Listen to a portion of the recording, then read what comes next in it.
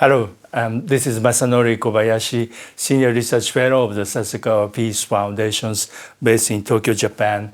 At the occasion of a Harmony by Design Asia Dialogue held in Tokyo in March 2026, I have a pleasure to have Mr. And Dr. Harsha Kumara Navaratne. He's the chairman of Sevalanka Foundation based in Sri Lanka. Dr. Navaratne is a founder and spearheading the foundation's work as a chairman since 1992. Over the last 34 years, Sevalanka Foundation has made a tremendous achievement and generated an impact. I have really a pleasure to have Dr. Navaratne. He's also the former Sri Lanka's High Commissioner to Canada. He also has quite extensive diplomatic skills and experiences.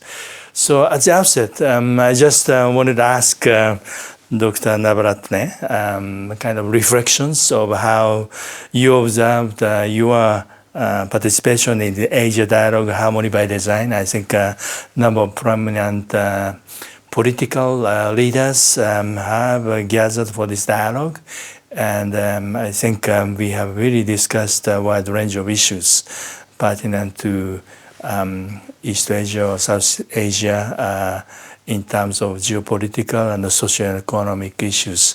So may I now first ask you how you assess the discussions and how you see this Asia achievement and future challenges based on the discussions you have attended over the last day.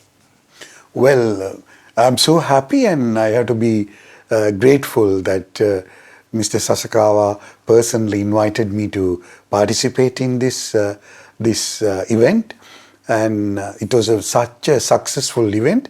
There are two reasons. One is geopolitically, this is a very challenging time for South and Southeast Asia. If you really look at it, specifically in South Asia, recently there were several changes in Bangladesh, Nepal and Sri Lanka. All these three countries, these changes were done by the youngsters. So that means most of the youngsters were not happy what was going on with the democracy in their own country and governance and how the economy is moving in these countries. The unemployment rate was a bit higher and the education system was very different to our time, and also there are a lot of frustration, there are a lot of economic hardships. All these things have contributed for the youngsters to look at it for changes. So this particular event yesterday and today was very important because one of the greatest person who have led to change the present democratically elected government in Bangladesh was with us, Professor Yunus. So Professor Yunus, what he has done was a very great example for other countries to follow. Because that country, there was a huge, uprising. There were a lot of people who got killed. Youngsters were so upset. And Professor Yunus has given a leadership and bring all the parties, which is divided like more than 50 political parties together, and ask them to sit together and look at it how to solve the democratically, based on the consensus, how to sort it out. So in my view, with Sasakawa's son, participating Professor Yunus was such a great event here, because some of us have learned how that he has changed such a violent situation into a more peaceful, democratically elected new government to set it up in Bangladesh. So that's a very good example for a South and Southeast Asia. And probably the yesterday event, that is one of the most important thing that I have learned. And other than that, we have discussed a lot on in geopolitically, how we can look at it in future in South and Southeast Asia, because some of the people like former Prime Minister from Thailand and a former Foreign Minister from Indonesia, they all bring their own experiences, what they have contributed to peace building and prosperity and bringing back that real democratic value to our society was discussed, and also plan out what we can do for the future. So it was a great event. Thank you, Dr. Navaratne. I really concur with you that it was really very inspiring to listen to all the political leaders telling us their candid viewpoint about like a background of the changes and the political transitions, what they really wanted to achieve, and what was the constraints. I think not many stories are not really covered by the media or transmitted outside of its countries, but inside informations or the talks or the experiences were really instrumental and instructive to us to think about what would be really the strategies that we have to really pursue in advancing these healthy and constructive socio-economic and political transitions in Southeast Asia and South Asia. Coming to Sri Lanka, Sri Lanka also had a transition in the year 2022. You had a big change in your country, and since then President Ranil Wickremesinghe has been leading your country.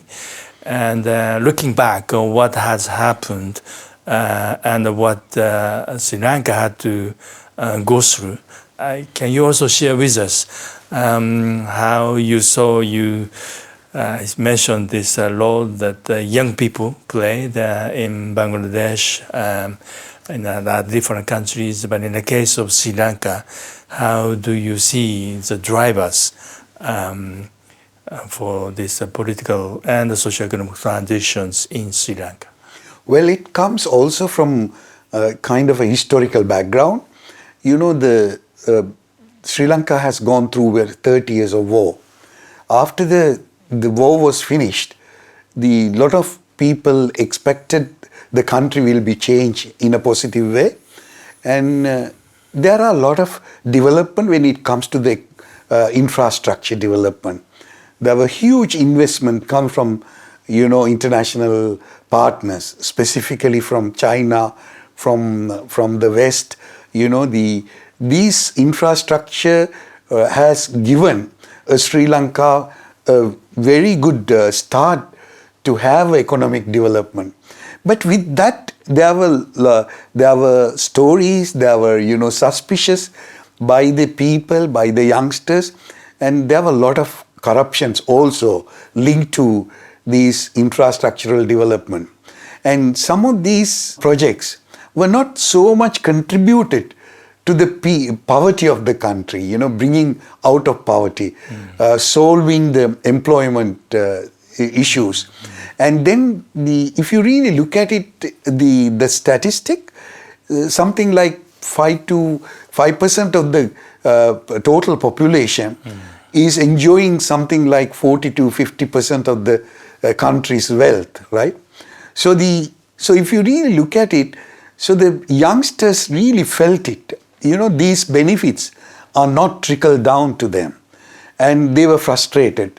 And then they have seen that most of these activities were not benefited by the communities for the people. So they saw that it is something to do with the system and the corruption and the political leadership. So they were frustrated. So then what has happened is these youngsters they use the tools they have. The biggest tool is social media. With using social media, they have mobilized most of the people in the country. They started to tell, look, this system has to be changed. These people who were governing last 20 years, it's the same faces, same people, sometimes they change the parties, but it's the same Right. people. So youngsters wanted to have a change, have a new faces. That's how that the protest is, the 2022 protest was happened. So there are so many schools. One school says, it was the agenda of the West, like, Western world has sponsored. And then the other says, no, it's a spontaneous thing from the young people, from a civil activism, and this has happened. So nobody has done a real research on that, how this has happened, how this was organized, how people are mobilized. But end of the day, this has happened. People came into the street, the government was collapsed, and then it was taken over by, as you said, the new president, interim government, Mr. Ranil Wickremesinghe. So he, in that interim period, that he was succeeded. We have to say that he was succeeded, bringing back economy into a certain level. Due to economic issues, there were no petrol, there were no lights, electricity, and there were a lot of issues. But in between that interim period, President Wickremesinghe was succeeded getting IMF, getting investment, getting all these things, and bring back economy back to a normal situation. It doesn't mean that economic growth was started, but at least the situation came back to a normal. So that was the interim thing. Then the election came. After the election, then there was the new government came up with a new president with a huge majority, with 2/3 of parliament, they got it. So the one thing now people are happy with, one most important thing is that everyone is saying there is no corruption, right? So they are only 1.5 years. So we hope that with the new government will have new programs, new economic recovery, and more investment will come. So that's the present situation in the country. I see. So there's a widening economic gap between very small percentage of the populations and majority of the populations that are still suffering poverty or economic downturn. That kind of economic gap would be the kind of drivers behind this young people really wants to take on actions. And I'm just wondering, such a changes probably couldn't be delivered in the regular statutory procedures, but instead it had to have a certain drastic actions to make such a changes. And I'm just wondering, how you assess these issues. Could that kind of changes have been delivered by the ordinary procedures, or there had to be such a socio-political upheaval to reverse or deliver the changes that the young people wanted for the country? Still youngsters are expecting things will be okay. But unfortunately, the government wanted to do a lot of changes. But as you know, geopolitical situation in our part of the world is not that good. Now, since Iran and, Israel in Middle East issue has really affected Sri Lanka. When I left the country, the government has to do a lot of control when it comes to, diesel, petrol, electricity and all these issues. So that's an unfortunate thing, because government was just planning out with the coming budget to have certain changes, certain drastic changes. So with the geopolitical situations and what is going on in Middle East is really affected a country like Sri Lanka. So we hope that, if this war situation is come to an end, the government will have a more opportunity and more space for them to look at it on the future and to succeed with the youngsters' aspiration.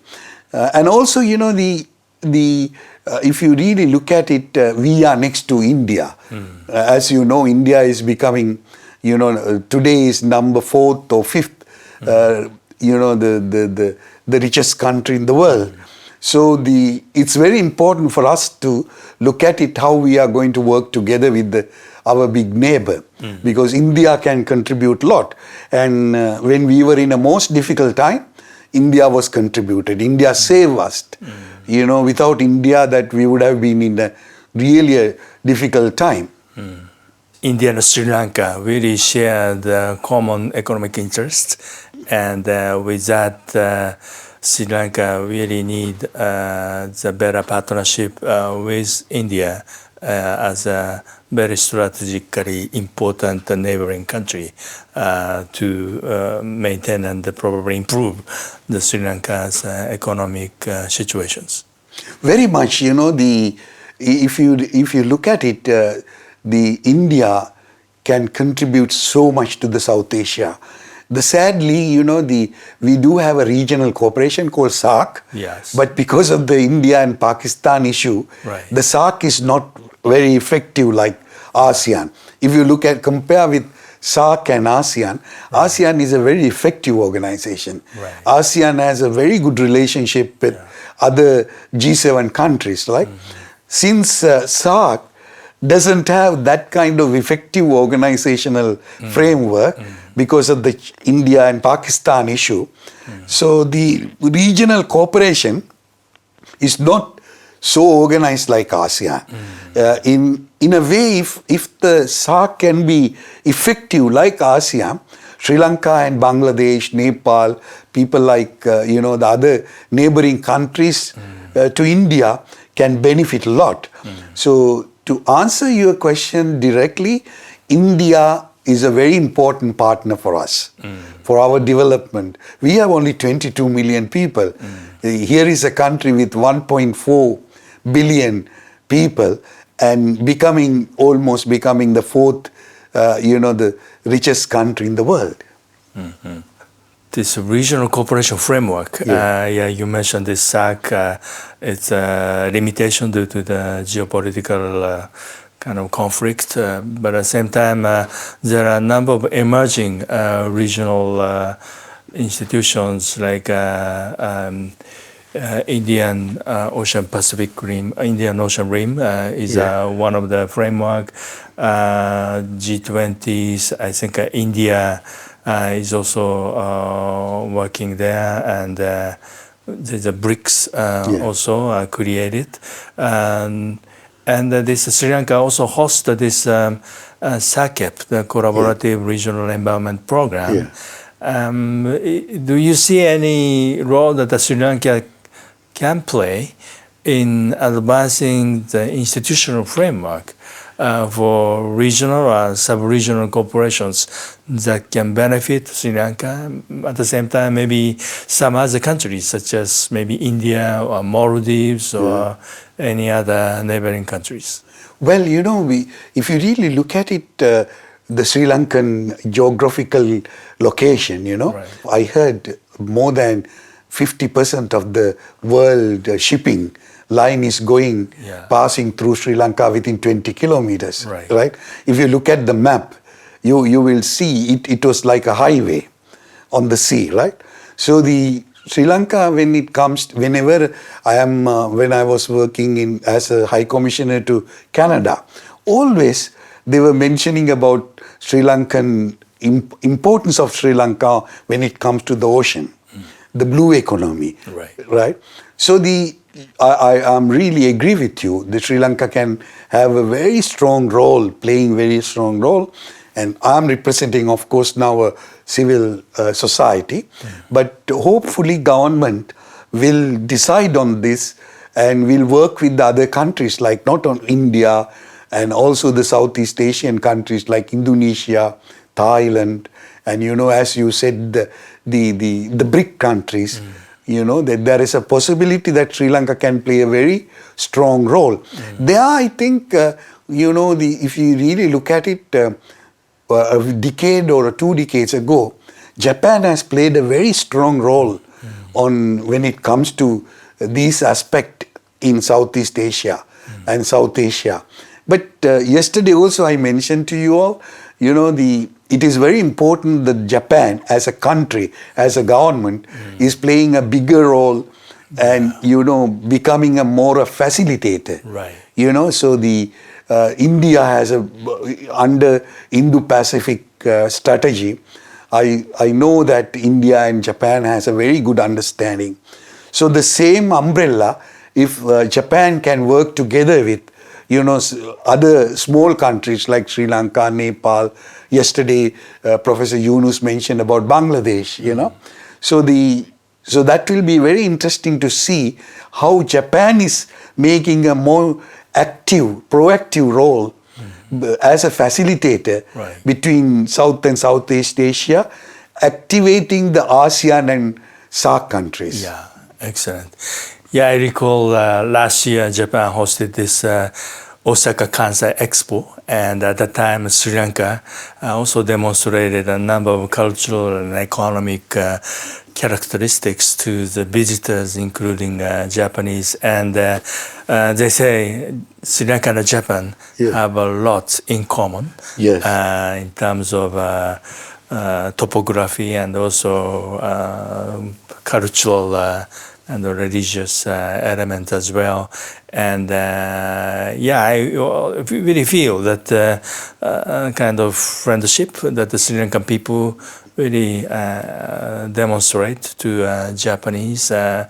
When I was in Colombo in March in the year 2023, 3 years ago, I really enjoyed meeting a number of collaborators in Sri Lanka. And yes, I really hope that Japan can remain and become a much stronger partner for Sri Lanka as well. And I'm just wondering what area you may be interested in seeing more engagement or involvement of Japanese partners. Sri Lanka and Japan surrounded by ocean. And I also visited small fishing village communities north of Colombo, Nekombe, and they had a kind of traditional yacht using the wind powers and the catching of fish. And I really see cultural and traditional approaches as well as modern technologies. And I presume that there are lots of areas where Sri Lanka and Japan can work together to improve livelihood and living conditions and environment in Sri Lanka. Any areas that you would like to underline in this respect? When it comes to the construction field in Sri Lanka, the road construction, building construction, that is where the Japan has contributed a lot. The JICA and Japanese companies working in last 2-3 decades have transferred their technology when it comes to the construction field, roads, building, bridges, those areas. I think the same thing, if they can do it in the sectors like, the fisheries and also in the agriculture, right? Those two fields will be very important for JICA and Japanese government, and also we were discussing about Nippon Foundation. Presently Nippon Foundation is working in the north, building up 100 schools. So the next few years we were looking at, expanding that into a livelihood. Mostly, Sri Lanka is 70% of the people are more directly and indirectly agricultural sector, and the fisheries also big numbers. So those are two areas. If Japan can, contribute with their traditional knowledge and also the scientific knowledge and their skills to be developed in agriculture sector and also in the fisheries. The third sector is, the Sri Lanka has a beautiful, biodiversity, and there were time before the war, there were huge numbers of tourism. Now this year, we have reached up to 2 million inbound tourists, and we hopefully can accommodate around 5 million. And we hope that, the Japanese, a lot of Japanese do not know that Sri Lanka is a biodiversity hotspot and also very interesting place for surfing. Right. So, and also the wildlife. So that is some area that Japanese can work together with. Japanese have done a lot in Thailand. The same way, if the Japanese can look into a tourism development in Sri Lanka. So these are 3 areas what I'm looking at: agriculture, sustainable agriculture, and the fisheries, and also the tourism. Right. Yeah, when it comes to, for instance, agriculture, I remember that I visited a number of the farms, and they're also producing biofuel from Jetarofa in the village close to Kandy, and I really saw a great potential. A number of people are selling agriculture products and nuts and others on the street as well. I really saw very high agricultural productivities in Sri Lanka. And for the fisheries, I think many countries are struggling how to improve this value chain by introducing this cold chains, how to keep this fish in good conditions and carry better market values. And in that respect, yes, I think Japan can share a lot to improve market conditions in fishery, aquaculture, and seafood processing and marketing. And I really hope that we can really work in that respect as well. Yeah, very much. Even some of the present freezing facilities and also some of the value chains were built a long time ago by Japanese technology. So now it's a right time for, since the war is finished, it's a right time for Japan, private, especially private sector, to come. Another aspect I just forget to tell you is that, there are several Japanese major companies in South India, in Tamil Nadu, which is only 30 kilometers from Sri Lanka, So that we hope that those companies will look Sri Lanka as, supplying like small spare parts and various other kind of things, because most of your big companies like Mitsubishi, Toyota and all these companies have a big factories in Tamil Nadu. So that's another aspect that Japanese private sector can look into that. Yeah, it's very important that the Japanese companies look at Sri Lanka for the destination of foreign direct investment and enhance industrial productivities. And in that respect, I think we recall the discussion we had yesterday about young people's access to education and science and entrepreneurship. And for that, I'm just curious your views about how we can really empower young people to acquire knowledge and skills to create maybe new business models or maybe social activities that can bring about better socioeconomic benefits and also generate incomes for the young people.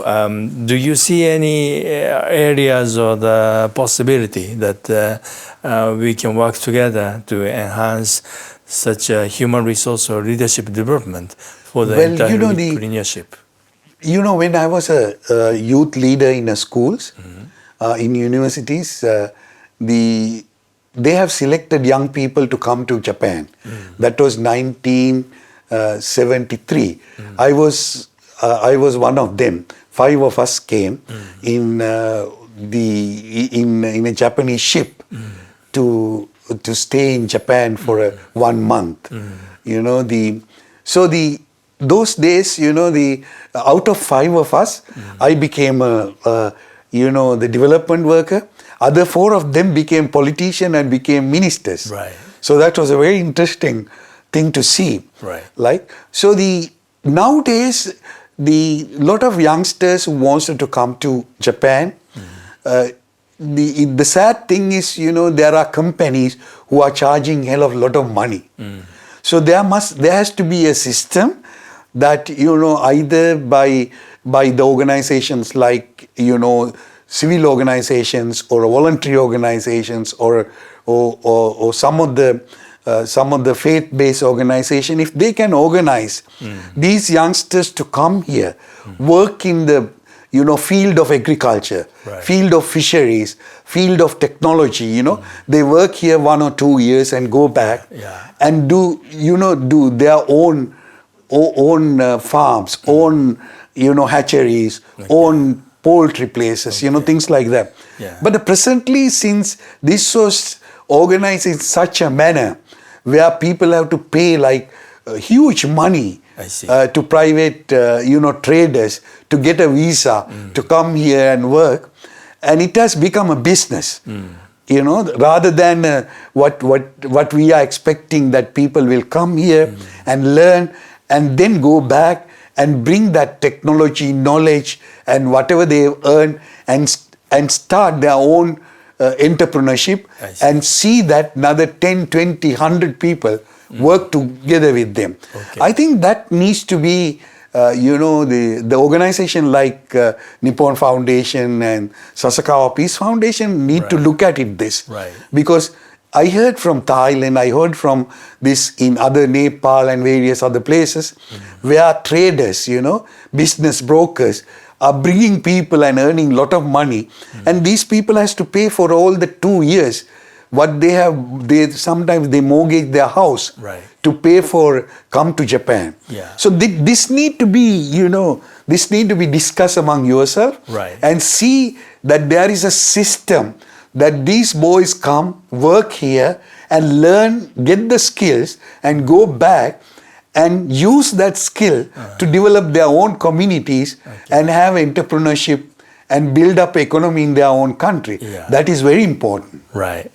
So this learning opportunity for Sri Lankan young people in Japan has to be economically viable, and any barriers has to be either lowered or removed in order for the Sri Lankan young people to come and learn how the businesses can be initiated and operated and go back to countries to replicate or create their own business models based on their learning in Japan.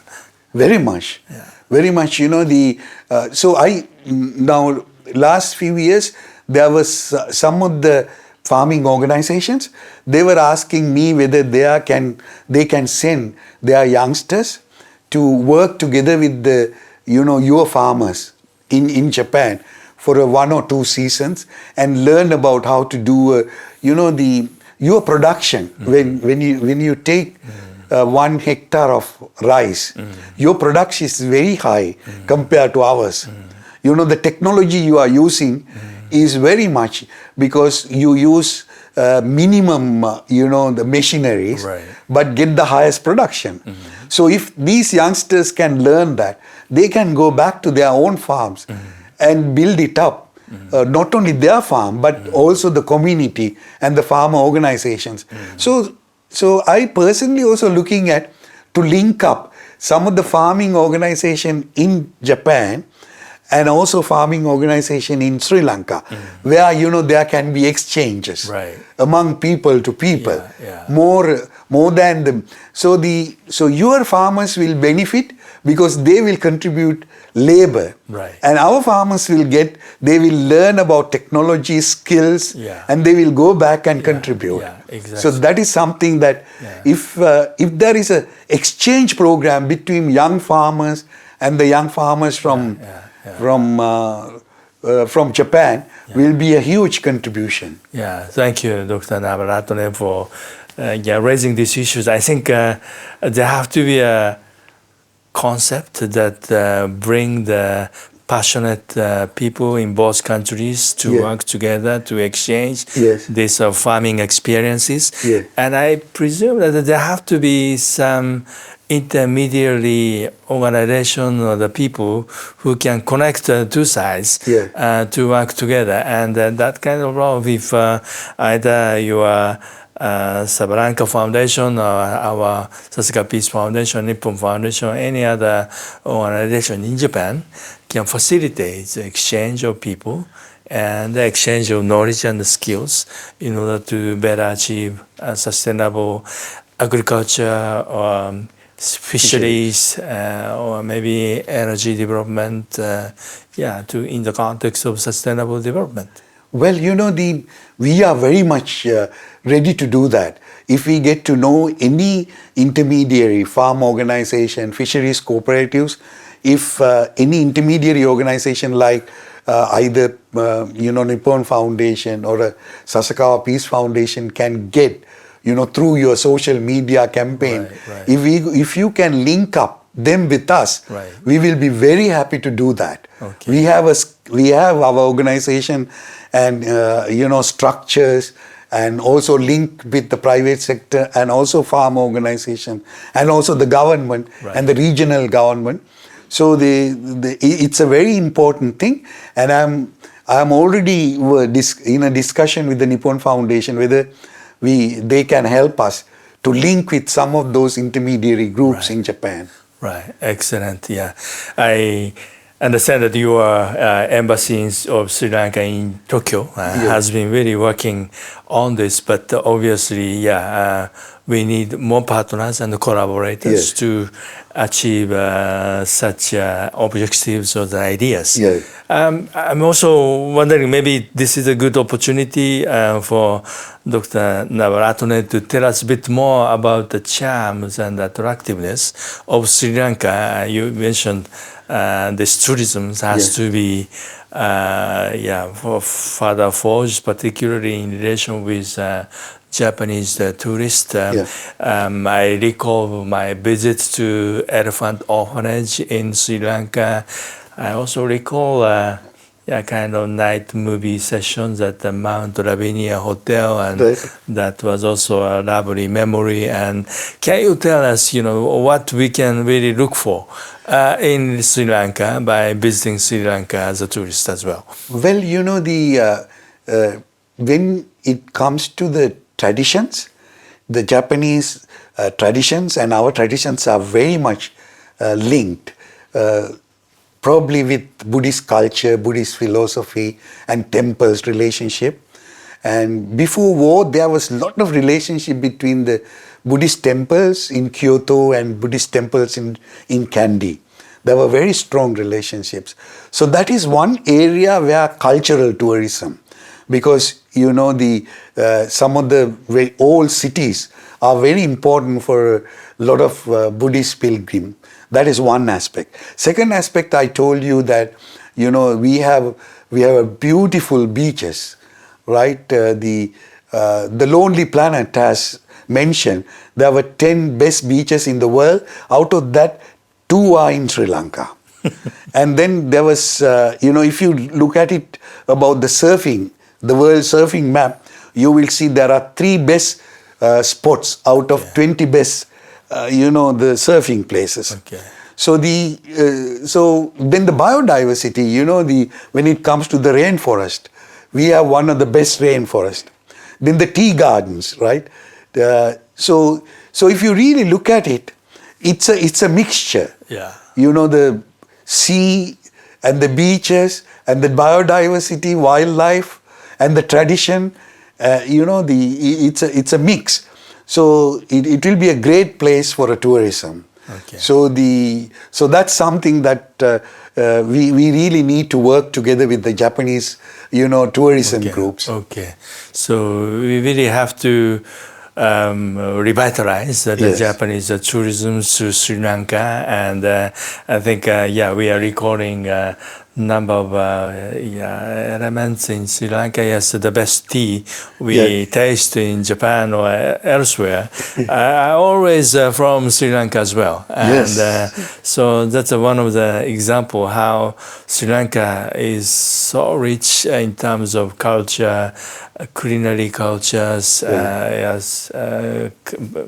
religious cultures, and the biodiversity you mentioned, beautiful beaches. I think we really have to promote marine tourism in the context of sustainable blue economies. I also remember the best seafood I ever had in Sri Lanka. Yes, right. And so these elements probably have to be recaptured and the features for the attention of Japanese tourists as a way to promote tourists visiting Sri Lanka more aggressively or more substantively. And there were, recently there were done by researchers. There were around 20 ships that during the Second World War and before that, which was sunk. So there were a lot of divers who are coming from West. I think that must be another aspect for a Japanese to go for a diving on those sunken ships, right? One of them, I think, a Japanese one in Trincomalee. So this diving, not just for the marine organisms, but also sunken ships, cultural heritage and water. That can be another attractions as well. Yes, I'm very excited, and I really hope that I'll have another chance to visit Sri Lanka soon. But I'm just wondering if you have any messages that you'd like to convey to the viewers of our interview, either in the context of this maybe the changes that we really have to deliver. We started these conversations as Sri Lanka's resurgence, drivers, challenges, and the strategic pathways.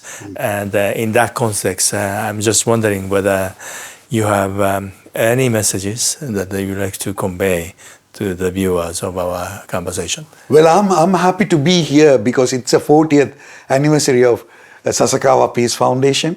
So my greetings and my blessing for another 40 years to be contributed so much to the people of not only the Asia but to the all over the world.